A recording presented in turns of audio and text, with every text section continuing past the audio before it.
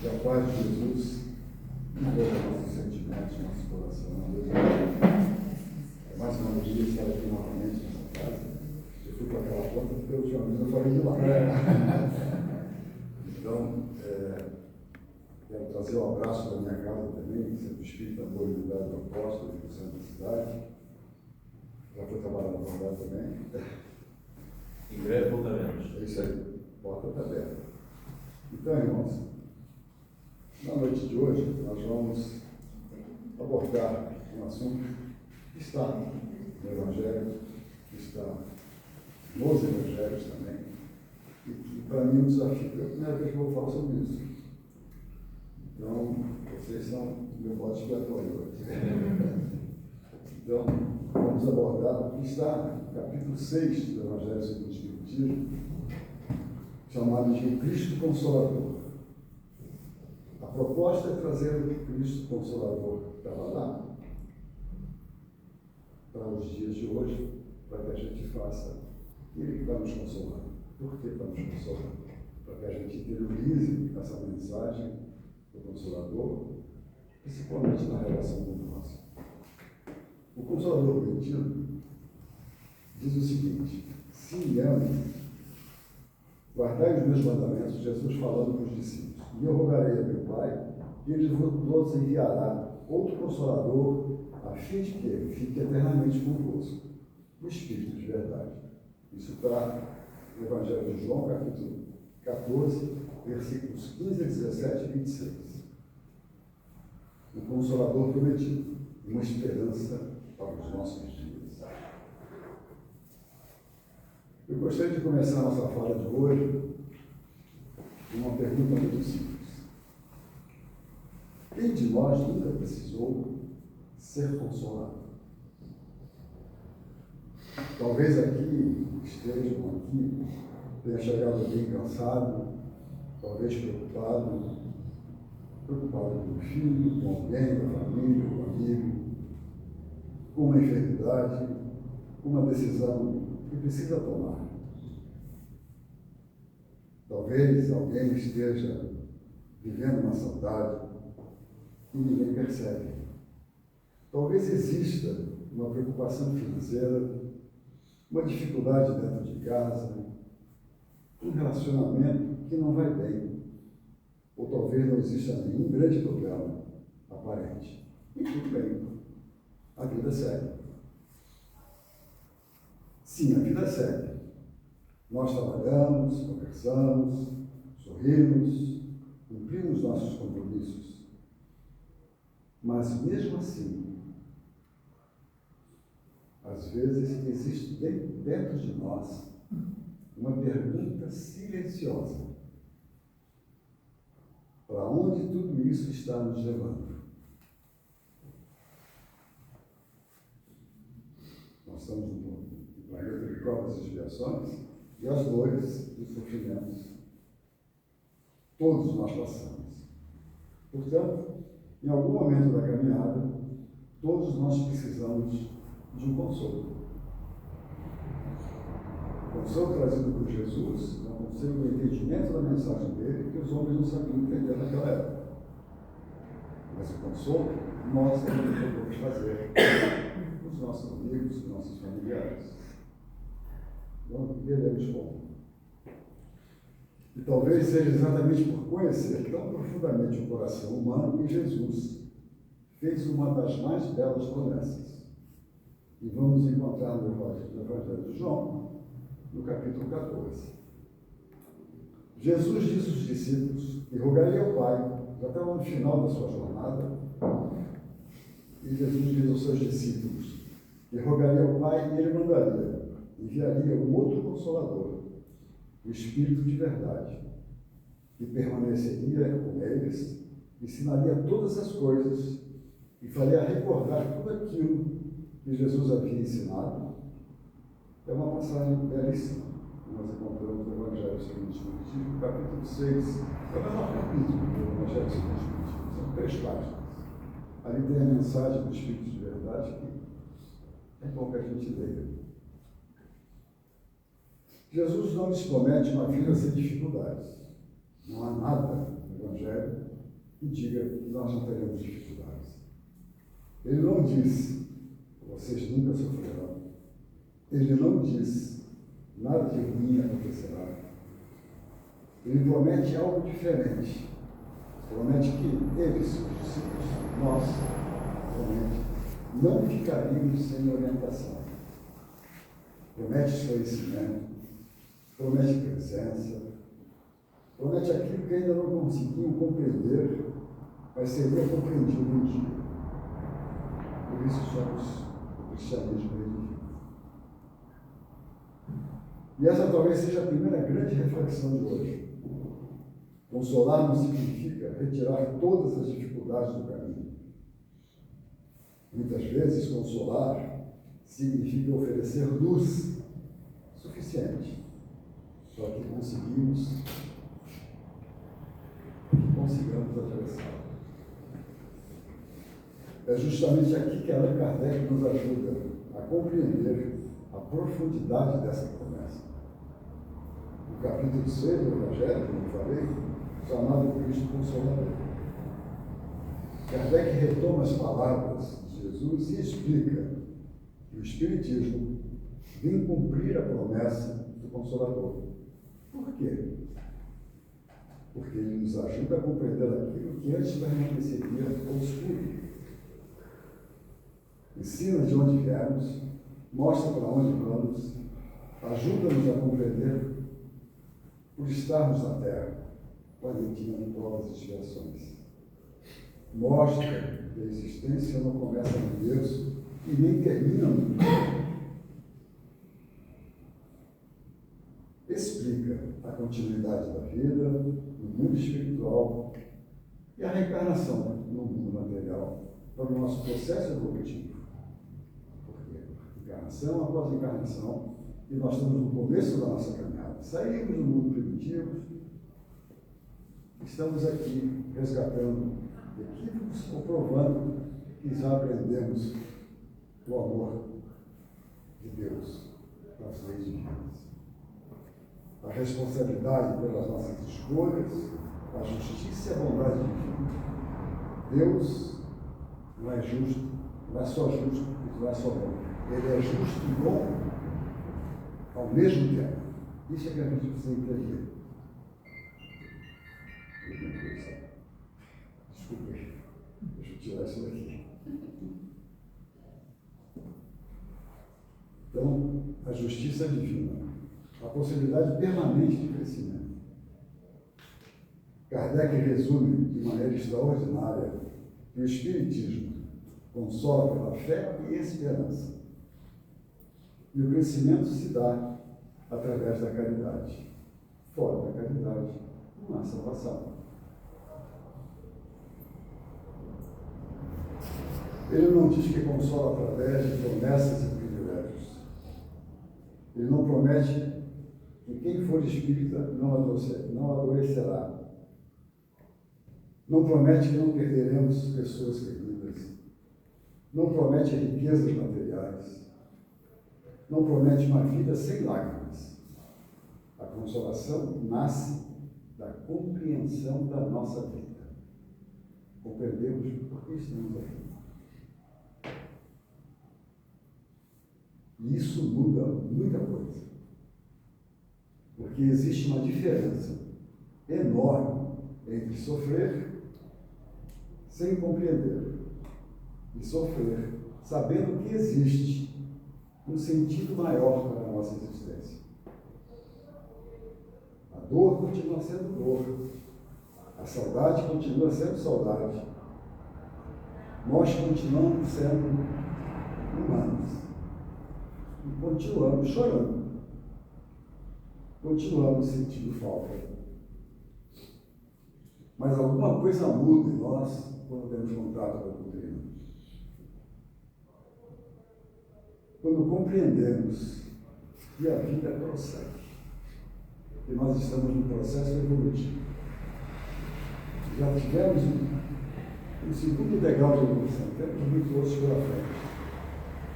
Esses degraus estão muito bem definidos no Sermão do Monte, onde Jesus abre sua vida pública em Cafarnaum, subindo o monte, depois de ter feito alguns trabalhos pequenos, ele abre a vida pública no Sermão do Monte. E ele abre o Sermão do Monte com as bem-aventuranças. As bem-aventuranças, meus irmãos, é algo extremamente fundamental no projeto espírita. Porque o Sermão do Monte, perdão, é fundamental. Porque Kardec estrutura o Evangelho segundo o Espiritismo. Recebe todo o Sermão do Monte para dentro do Evangelho, dividido em capítulos. É uma fala de Jesus, onde ele começa a vida dando todo o recado. É tão forte esse recado do Sermão do Monte, que o grande líder indiano, Mahatma Gandhi, ele viveu no século passado, no século XX. Eu era criança ainda e a gente não tinha televisão como se tem hoje.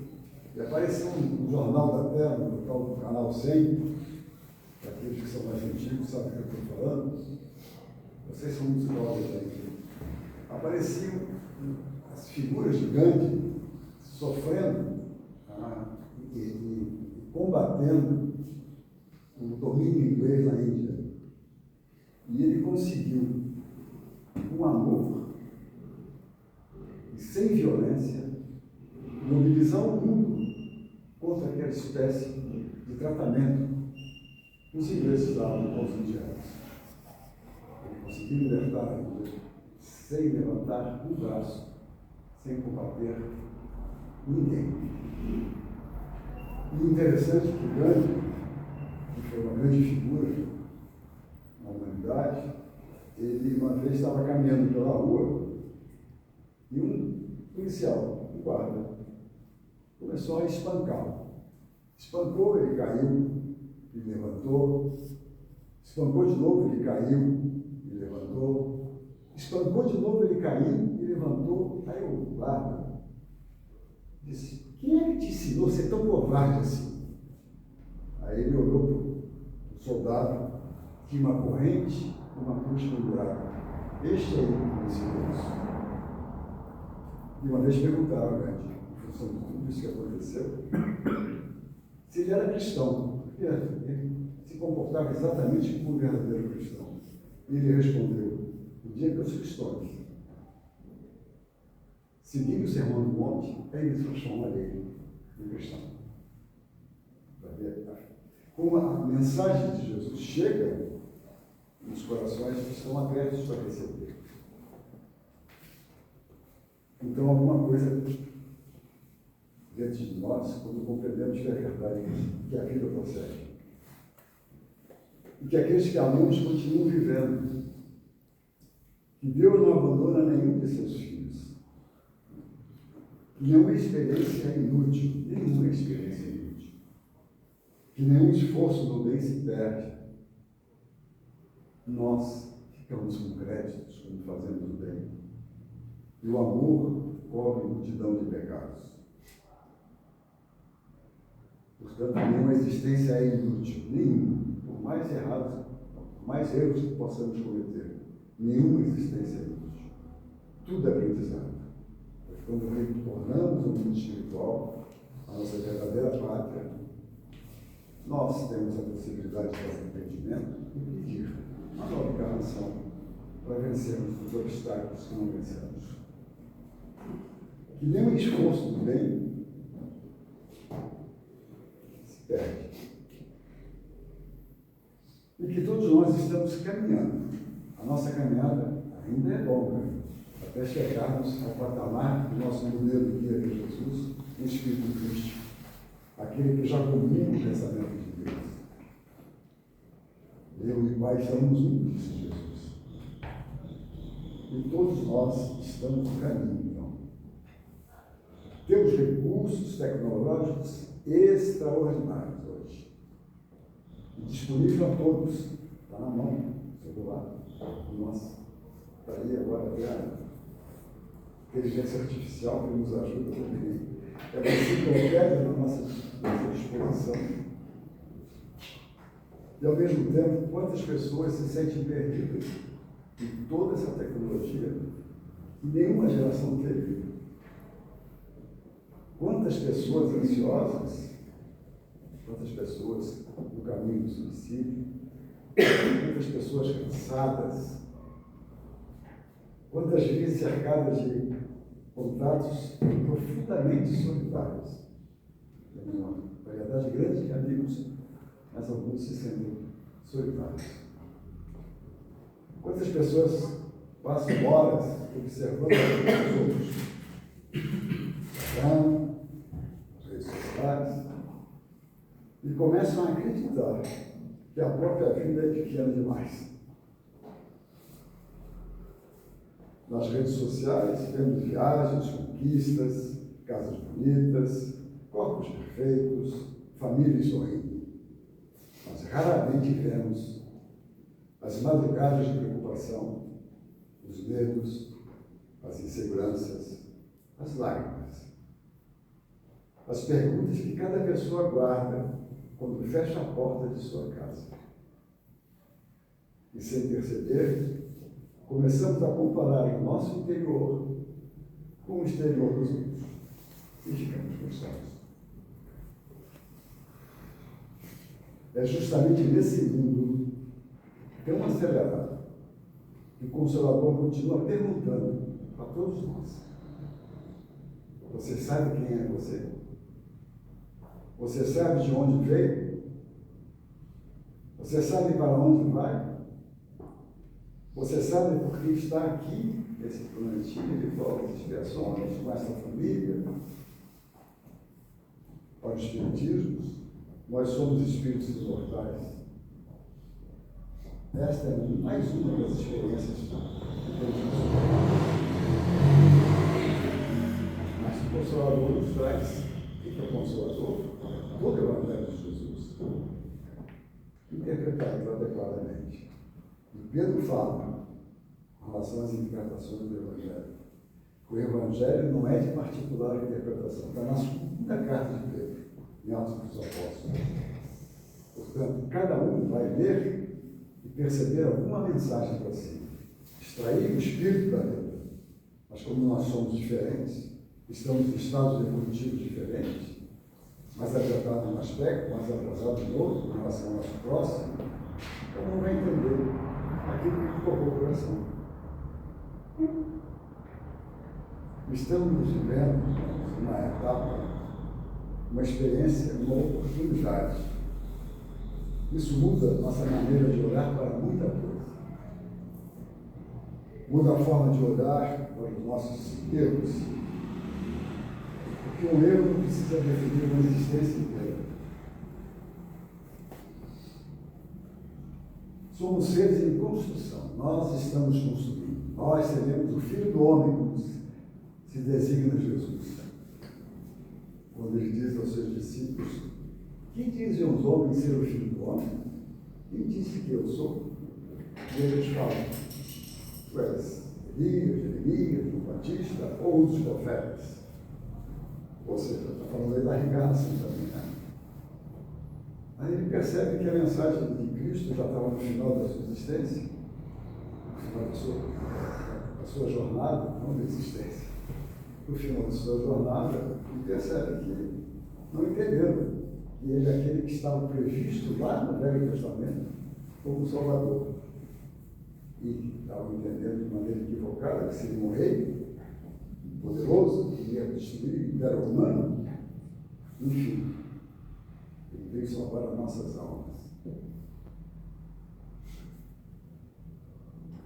O Consolador responde para nós: você ainda pode aprender. Se eu errei tanto, você ainda pode aprender. Infinitamente. Um dia chegaremos à perfeição. Porque Deus nos criou para ser feliz. Deus não exige de nós uma perfeição instantânea. Não é para isso que Ele nos dá a evolução dos mundos, para que a gente percorra todos eles. A lei divina nos chama ao progresso.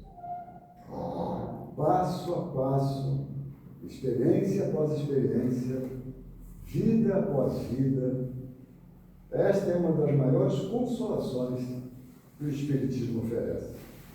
A nossa história não termina aqui, não terminou. Temos uma jornada primeira das bem-aventuranças, extraiu o orgulho nosso, bem-aventurados os humildes, bem-aventurados os aflitos, segundo degrau evolutivo, bem-aventurados os mansos, os pacíficos, porque possuem a paz, e a gente só vai conseguir ser paz se formos humildes. Entendemos as nossas aflições. Portanto, a nossa história não termina por aqui. Kardec compreende o Consolador como uma doutrina capaz de permanecer conosco, esclarecendo aquilo que ainda não estava esclarecido. Muitas distorções do cristianismo vairaram nesses 2.000 anos depois de Cristo. Quantos segmentos cristãos tem no mundo? Vocês têm ideia disso? Pergunta da inteligência artificial. 40.000. Eu achei muito grande.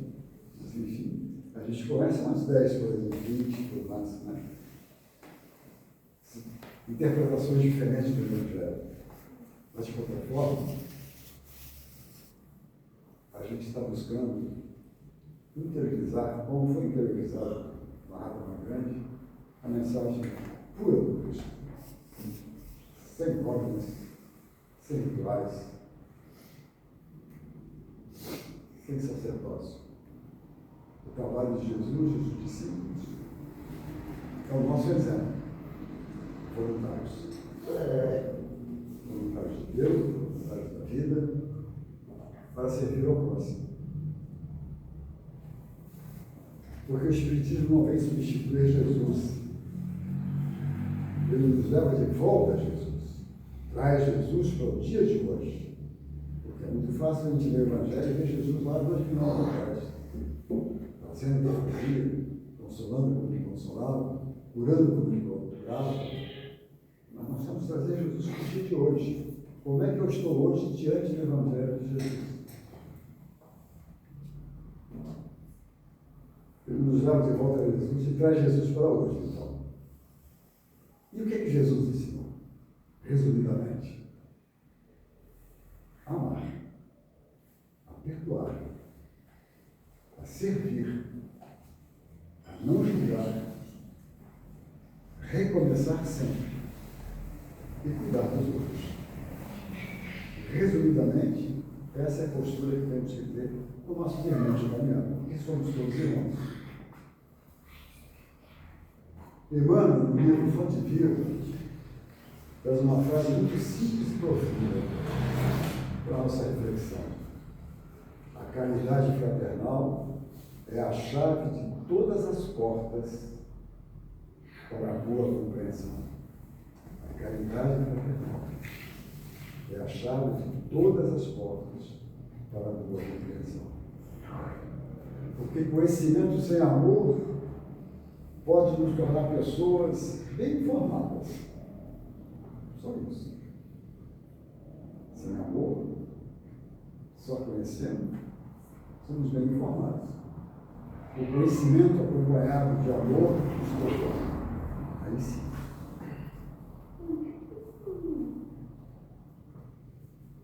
A casa espírita não é reunião de pessoas prontas. É uma escola de almas para todos nós. Estamos aqui trazendo Deus, nossas limitações, nossas impaciências, nossos conflitos. Estamos aprendendo a lidar com tudo isso. E vamos vencer. Existe uma coisa muito bonita na mensagem do Senhor. Ninguém está condenado a permanecer exatamente como está, como é hoje. Ninguém está condenado a isso. Se erramos, recomece, arrependa-se. E o que estamos fazendo com o Consolador que recebemos? Porque nós conhecemos coisas que muita gente ainda não conhece. Então temos que divulgar. Sabemos que a vida continua, que a morte não é fim, que podemos reencontrar aqueles que amamos, que já partiram, que ninguém está abandonado. Ninguém está abandonado por Deus, nem pela espiritualidade superior. Temos nossos anjos guardiões, nossos espíritos familiares, às vezes que a gente não escuta. Mas se botarmos o coração e nos espelharmos nos ensinamentos de Jesus, a coisa começa a mudar. Imediatamente? Não, temos que exercitar. Porque as oportunidades sempre surgem. Ninguém está abandonado, ninguém. Que todo o espírito vai evoluir. Isto é certo. Isso é desígnio de Deus. E que o bem nunca é desperdiçado. Sempre nos acumulamos esse crédito diante da nossa vida, da nossa própria construção. Nós também podemos ser instrumentos do Consolador na vida de alguém. Talvez não conheçamos profundamente todos os livros. Nossa literatura espírita é ampla.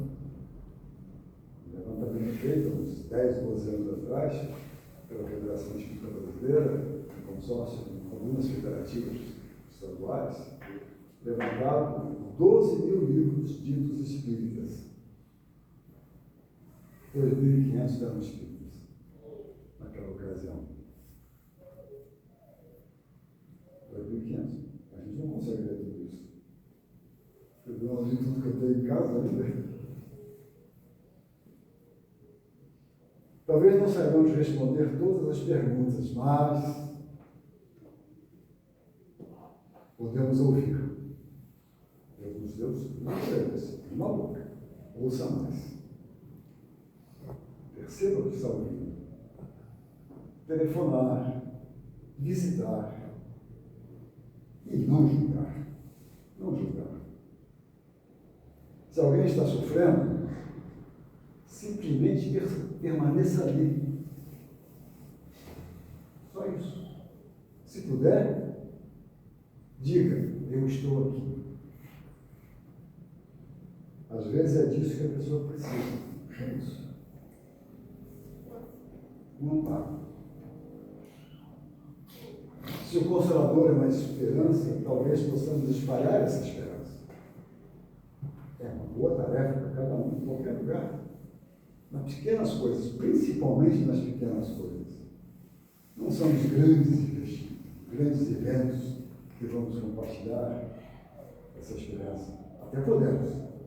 Mas no dia a dia, no contato com cada um, essa é a nossa missão. Dentro de nossa casa, no trabalho, na família, na casa espírita, onde estivermos, não importa onde. Sempre tem uma oportunidade de nós levarmos um consolo para as duas, porque todos nós sofremos. Não precisamos resolver a vida das pessoas, de jeito nenhum.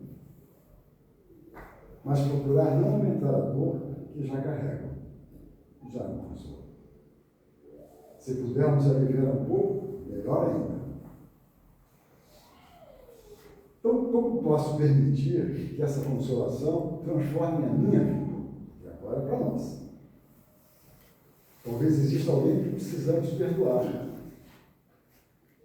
Talvez exista alguém que a gente precisa pedir perdão. Talvez seja a hora de mandar uma mensagem, fazer uma ligação, abraçar alguém. Ou simplesmente ter mais paciência.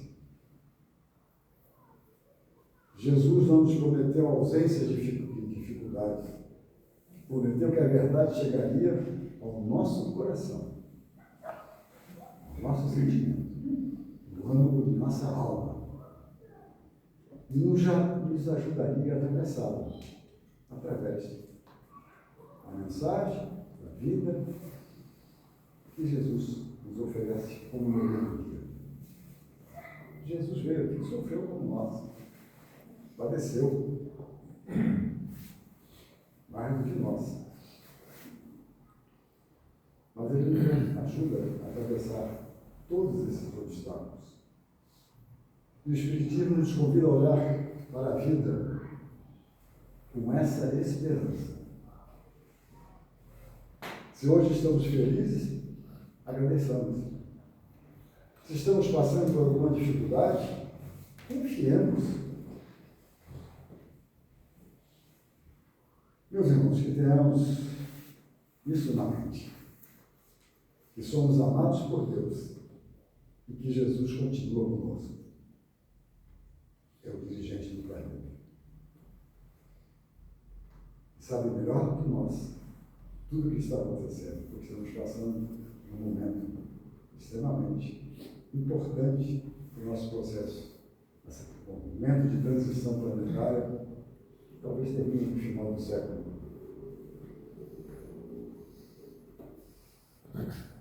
Mas com esperança para enfrentar as nossas dificuldades, com mais ternura para compreender os outros, com mais coragem para olhar para nós mesmos. E que Jesus, meus irmãos, nos abençoe, esteja sempre em nosso coração.